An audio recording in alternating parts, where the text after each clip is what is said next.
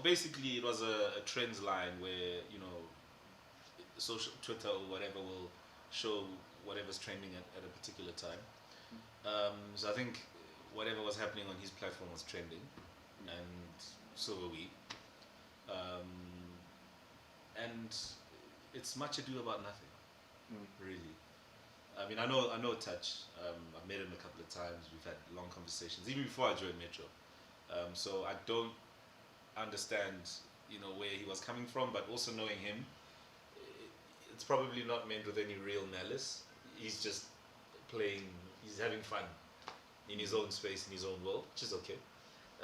There's nothing wrong with being competitive in radio. I think it's a good thing, and he's just playing in that space, which is fine.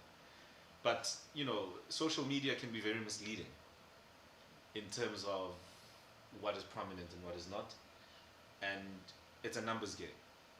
Twitter, for example, is a platform that doesn't have as many followers as a Facebook or even an Instagram.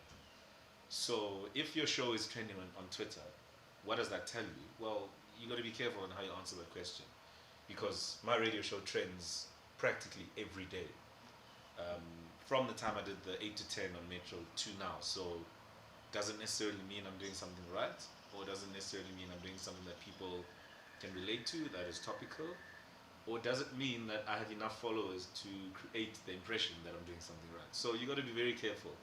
So I always tell this to young broadcasters to say, use social media as a tool, use it as an indicator, but be very careful about what it is that you are drawing from that in terms of, you know, credible indications of what is going on, what the truth is. There are things that trend on Twitter that maybe the majority of the people in South Africa cannot even relate to, because it happened in another corner of the country or another corner of the world.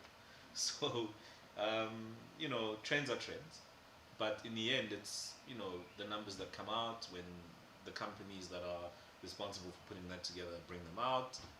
And if you believe in research, you'll take the numbers seriously, and if you don't believe in research, you won't take them seriously.